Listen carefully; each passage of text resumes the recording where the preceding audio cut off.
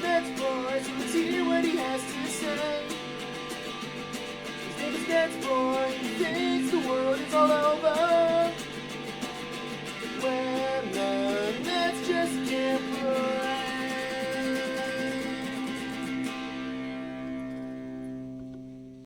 What up, Net fans? NetsBoy here, bring your latest in your Brooklyn Nets news.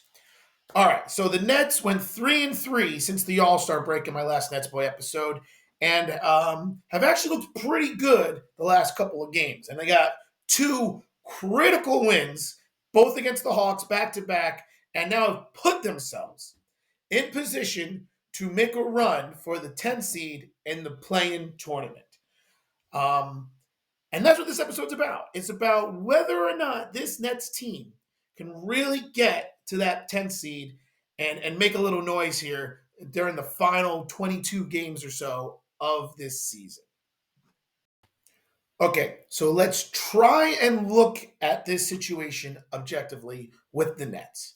So there's about 22 games left to go. They're currently 2 games back of the Atlanta Hawks.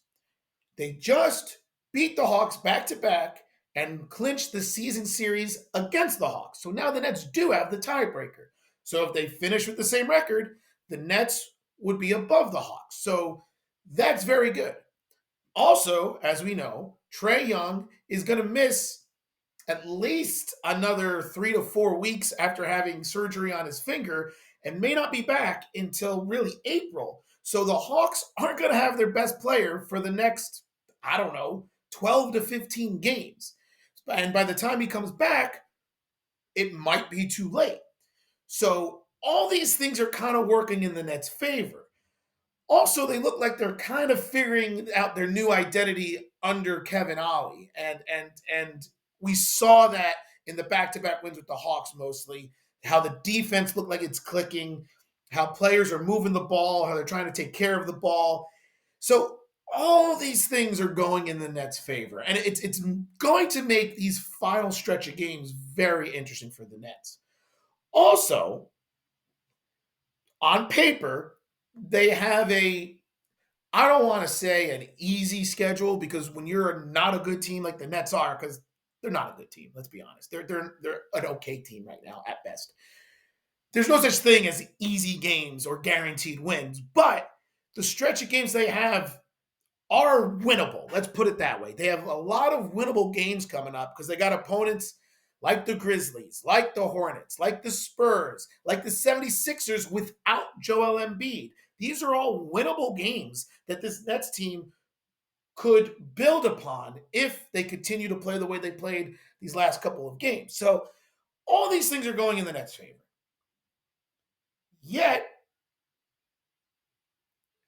I'm still not that confident they're going to be able to make that 10 seed. So why is that? Well, for me, it's pretty simple. This team's just not good. I am not sold on anything I'm seeing with this Nets team because they are extremely inconsistent. And that is the definition of a bad team.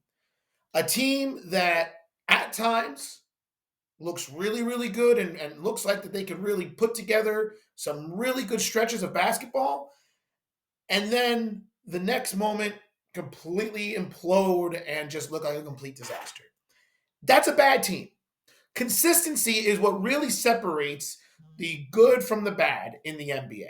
Like, that's just the reality of it. And Charles Barkley says this all the time, and Shaq says it too. Everyone can play in the NBA. Everyone who's in the NBA is there for a reason. They all can play at a high level. It's those who can play consistently at that high level that are your stars and your superstars. It's those who can play consistently at a high level are your best teams. The Nets could beat anyone on any given night. Anyone in the NBA can beat anyone on any given night. But it's about consistency. And what have we really seen from this Nets team to make us believe that they have any level of consistency that can make a run at that 10 seed? I mean, recently we're seeing the emergence of Cam Johnson figuring out how to replay basketball, making shots, going to the basket, getting fouled, playing with high energy, right? But we've seen this before.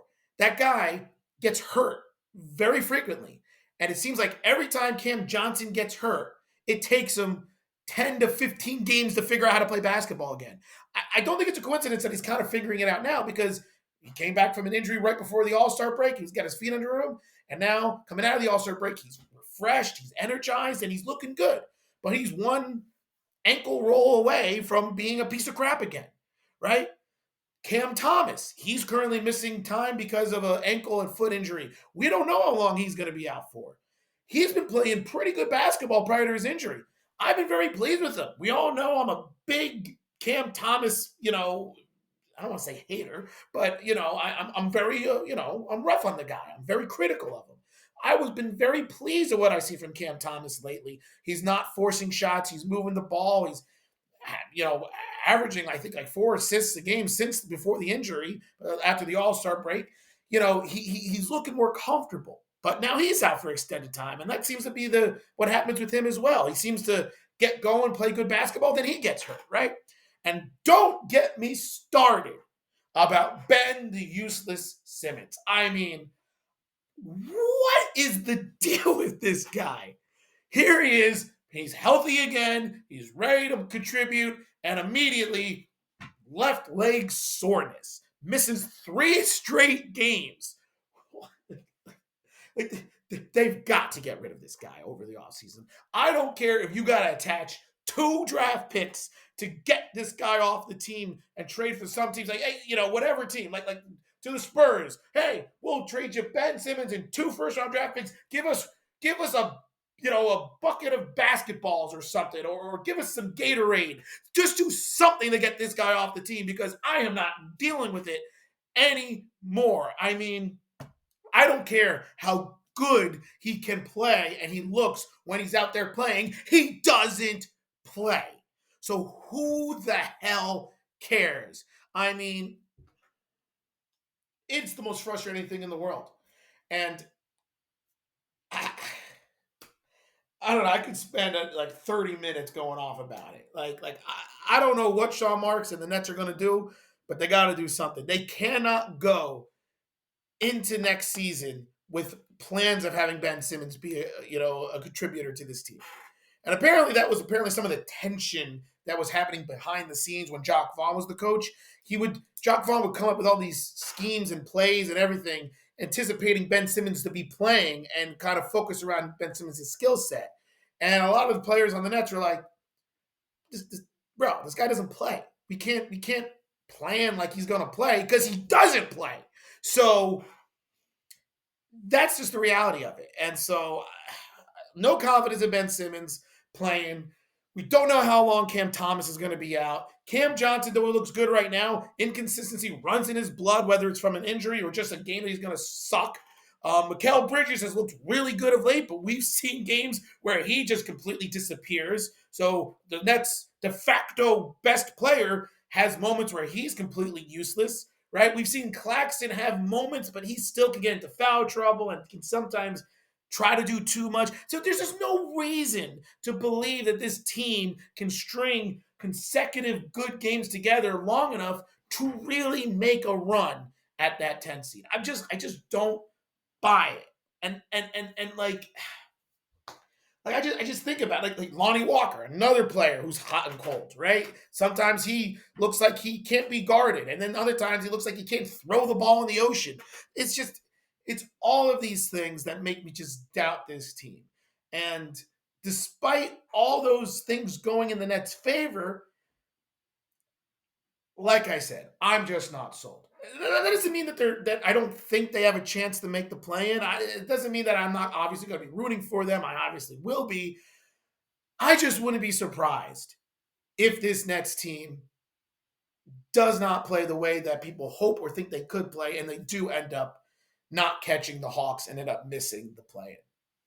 That's just the way it is. And the other thing about this, the other reason I have is, why should I believe it? Like, why should I have any confidence in this team?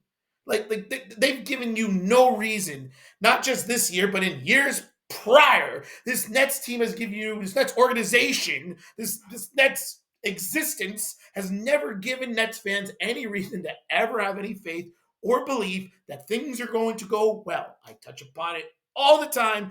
This franchise is a big joke and always has been a joke.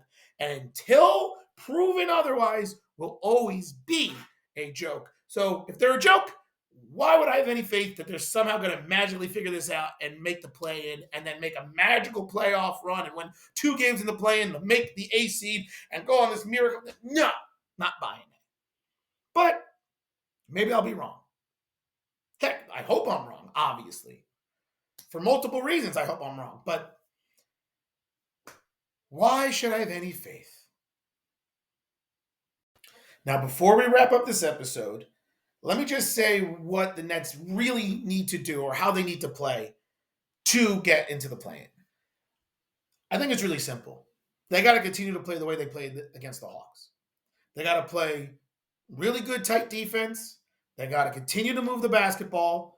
They got to continue to win the rebounding, and they got to continue to control the turnovers. Those 4 things are what the Nets have been doing really, really well these last couple games. And let's be honest, if they can do those 4 things, they're going to win most games. I mean, that's kind of like the ingredients of how to win basketball games in general, not just for the Nets. Great defense, keeping turnovers down, crashing the boards, and moving the ball. That's the recipe for success.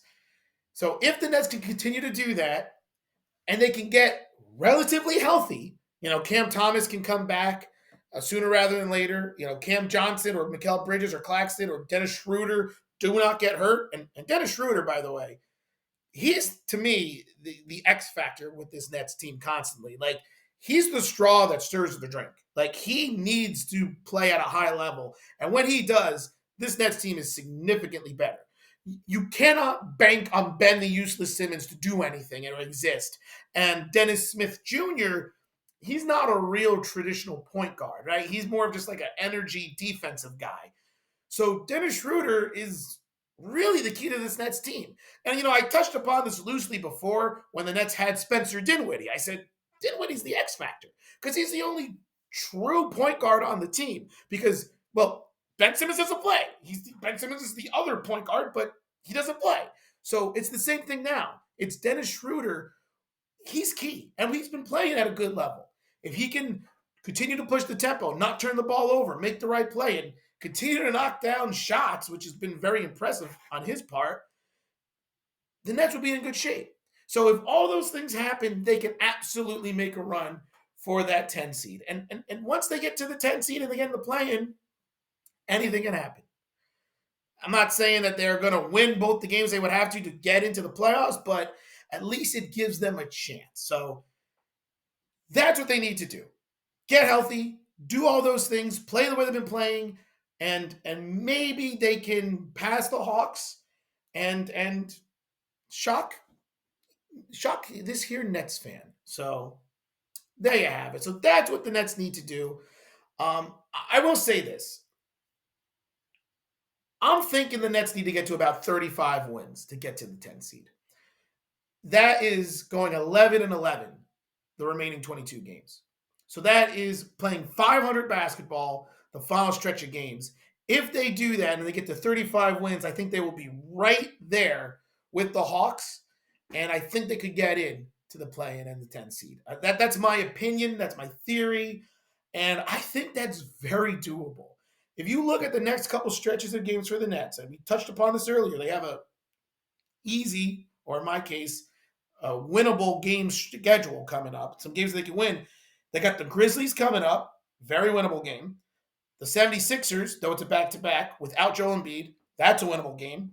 Then the Pistons, worst team in the NBA, that's a winnable game. The Hornets, the second or third worst team in the NBA, that's a winnable game. Then the Cavs, Magic, Pacers, and then Spurs after that.